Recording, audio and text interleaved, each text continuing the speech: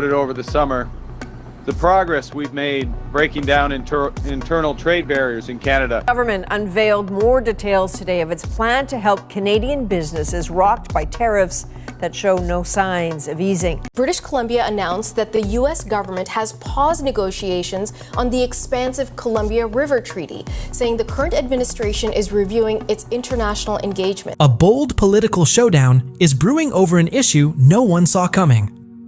President Donald Trump has made a surprising and unprecedented demand of Canada, one that few believed was even up for negotiation just weeks ago.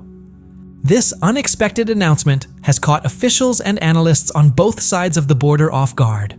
It's drawing global attention and shining a spotlight on a natural resource that Canada has long managed quietly. For decades, Canada has been home to one of the most valuable natural assets on Earth. Now that resource is at the center of a growing international dispute. Stick with us as we break this story down. By the end of this video, you'll know exactly which precious resource is causing this cross-border controversy. Not long ago, President Trump imposed sweeping tariffs on Canadian lumber, steel, and automobiles, igniting a trade conflict that sent shockwaves through industries in both countries. Many saw those tariffs as just the beginning. Now, Trump has raised the stakes dramatically. In recent statements, he floated the idea of tapping into Canada's vast water reserves, referring to it as a large spigot that could be opened to help drought-stricken areas in the US. He even mentioned the Columbia River, a 2,000-kilometer waterway shared by Canada and the US as a possible source. This idea stunned leaders in Ottawa and alarmed environmental groups. In response, the Canadian government immediately pushed back. At the same time, the US paused negotiations on the Columbia River Treaty, a 1961 agreement that governs flood control and hydroelectric power, throwing a 60-year-old pact into uncertainty. In Canada, over 85 Indigenous and environmental organizations quickly united to oppose the move, sending a clear message: this resource must remain under Canadian control. Prime Minister Mark Carney stepped up with a firm response, declaring that Canada is not for sale, and warning that no foreign power has the right to claim the country's natural wealth. Canada's stance couldn't be clearer. The northern faucet is staying shut. At the heart of this crisis is a simple truth. President Trump wants access to a Canadian natural resource that the US urgently needs. But Prime Minister Carney is standing firm at the border. For America, the consequences are immediate and painful. The White House has framed the demand as a necessary fix for water shortages plaguing US farms and factories. But instead of providing relief, the idea has created chaos and uncertainty. The aggressive push against Canada has triggered a chain reaction that now threatens American jobs, supply chains, and economic stability, all while the country battles widespread drought and resource shortages. The first blow landed in the American West. States like California, Arizona, and Nevada, already suffering from extreme drought, had hoped to secure water from Canada. In California's Central Valley, farmers were counting on new water diversions to save their crops. But with Carney's firm rejection, those plans were abruptly scrapped, leaving empty canals and desperate growers in their wake. The stakes for US agriculture are massive. Nearly 40% of the nation's vegetables and 2/3 of its fruits and nuts are grown in California.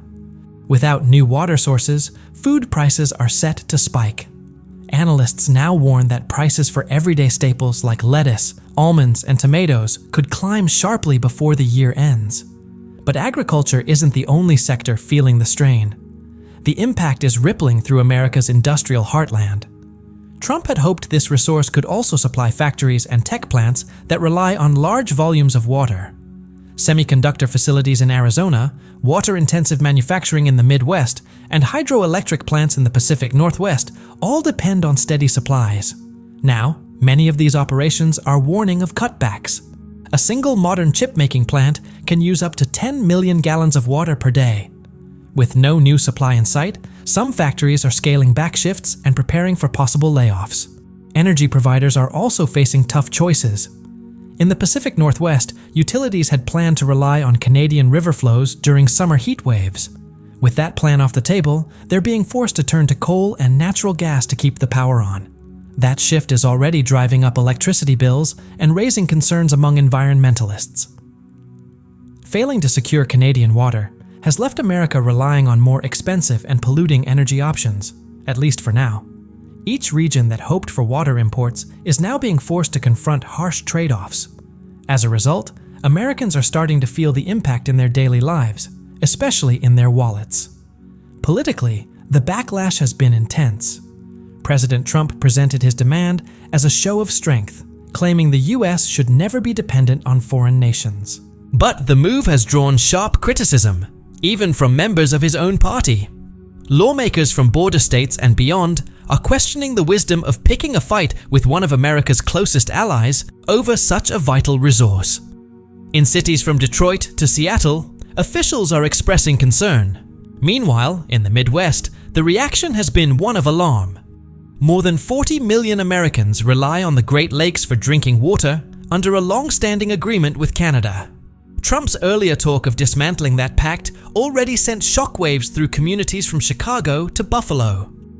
Now, any suggestion that the Great Lakes could become a bargaining chip in this dispute has left many bracing for further uncertainty. It's a sobering reminder that even the continent's largest freshwater reserve could be dragged into political crossfire. Wall Street is paying attention too. Water security is now being seen as a serious risk factor for American industries. Investors and credit rating agencies are closely monitoring companies in agriculture, technology, and manufacturing. Businesses that depend on large volumes of low-cost water are now being viewed as high risk. Some agricultural stock indexes have already dropped due to the uncertainty, and experts warn that tech and manufacturing sectors could be next. In simple terms, market volatility is rising. And for everyday consumers, that means one thing: higher prices. From grocery store shelves to car dealerships and utility bills, the effects of dry canals, stressed reservoirs, and unpaid water bills are starting to show. Meanwhile, in Ottawa, Canada's message has remained crystal clear. Prime Minister Mark Carney has stood his ground without wavering. He has made it known that Canada will not yield on this issue. Canada is not for sale isn't just a soundbite. It's a firm stance on national sovereignty. For years, Washington operated under the quiet assumption that, in times of need, it could count on Canada's natural abundance. That assumption has now been shattered. Carney's firm position sends a powerful message. Even America's closest ally can say no when its sovereignty is on the line. Many Canadians are rallying around this message. Defending the country's natural resources resonates strongly across political lines. Canada is making it clear. Its freshwater is not just a resource, but a core element of national identity and self-determination. Beneath all of this lies a deeper global shift. Water is rapidly becoming one of the most strategic commodities of the 21st century. If oil defined the geopolitics of the last century, water is defining the new one. The United States has long been comforted by the fact that its northern neighbor holds nearly 20% of the world's fresh water. That silent reassurance has now evaporated. Canada's lakes, rivers, and glaciers once gave Americans confidence that even in severe drought, help would be close at hand. But that confidence is gone. Now, countries around the world are paying attention. Canada isn't just a friendly supplier anymore. It's becoming a gatekeeper of one of the planet's most essential resources. Even the Columbia River Treaty, once seen as a shining example of cross-border cooperation, now sits in limbo. Originally signed in 1961, the treaty balanced flood control in the US with hydroelectric profits for Canada. But by publicly targeting Canadian water, the United States has shown that even a 6-decade-old agreement can be put on the chopping block. The ripple effects are global. From drought-prone regions in southern Europe to parts of Asia, policymakers are eyeing Canada as a potential partner or competitor for future water security. Even China, a global rival in the resource game, could begin viewing Ottawa as a strategic water source if the terms were right. In this new global competition, Canada is no longer just an exporter of lumber, oil, or minerals. It's positioning itself as a key guardian of the most vital resource of all. fresh water. This shift is also causing unease in Washington's alliances. For years, the US has encouraged European and Asian partners to stay strong in the face of rival powers. But now, one of America's closest allies is being pressured, and the world is watching. Allies within NATO and beyond are quietly asking, if the US is willing to use a decades-old treaty to pressure Canada, how firm is its commitment to other international agreements? This dispute is starting to erode trust just when global unity is most needed. For Americans, this moment is sobering. Many believed the US was blessed with endless rivers, lakes, and aquifers. That belief is proving outdated. If the US can't secure water, even from a close, friendly neighbor, it exposes a serious vulnerability. Consider the Ogallala Aquifer, which has long supported farming across the Central Plains. Today, it's being drained faster than nature can replenish it. Without alternative sources, many of the farmers who depend on it could be left with dry, barren land. This water crisis is also hitting high-tech industries hard. Semiconductor plants and electric vehicle factories need enormous amounts of ultra-pure water for their operations. A single advanced chip plant can consume millions of gallons every day. Without a reliable supply, these companies may need to rethink where they build their facilities. Industry groups are already pushing for massive investment in alternative water sources, like desalination, wastewater recycling, and aquifer recharge. But those solutions take years to build and cost billions of dollars. In the meantime, manufacturers are warning of potential slowdowns and disruptions. Global financial markets are taking note. Water security has become a new risk factor in economic planning. Stocks and bonds tied to agriculture, mining, and manufacturing, industries that rely on cheap, abundant water, are now under increased scrutiny. In fact, Chicago's water futures market has seen prices surge, and insurance companies are re-evaluating projects that could be impacted by water shortages. In short, this standoff isn't just about water, it's about economic stability. The effects are being felt far beyond North America, spreading into boardrooms, trading floors, and policy circles around the globe. For Canada, this marks a turning point. Prime Minister Carney's decision to stand firm has sent a strong signal that Canada will no longer be taken for granted, even by its most powerful ally. That stance is likely to increase Canada's influence on the world stage. Going forward, countries and corporations alike will have to negotiate with Canada more carefully and respectfully if they want access to its water. In effect, Ottawa is transforming its freshwater reserves into a new form of diplomatic leverage. There's also a clear climate angle to this crisis. With plans to import Canadian water off the table, US energy companies are turning back to coal and natural gas to make up the shortfall. That means more carbon emissions and a setback in the transition to clean energy. The irony is hard to ignore. At a time when the world urgently needs to cut emissions, this dispute is pushing the US in the opposite direction. For climate advocates, it's a stark reminder that environmental sustainability and resource security are now deeply intertwined. At least in the near term, Americans may not only face higher bills, but a heavier reliance on polluting energy. Looking ahead, this standoff offers no easy way out. If Canada holds its position, the US will need to carefully consider its next steps. Escalating with new tariffs or trade pressure could provoke retaliation that harms American workers. Turning to international courts is a slow and uncertain process, and large-scale infrastructure projects like pipelines or canals to divert water would be both technically challenging and politically controversial. For now, Canada's position appears strong. Prime Minister Mark Carney's defiance has gained wide support at home, giving him the political space to pursue stronger national water protection laws.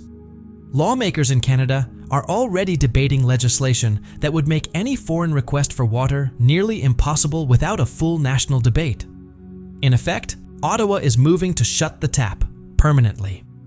In the US, industries and government agencies are scrambling for alternatives.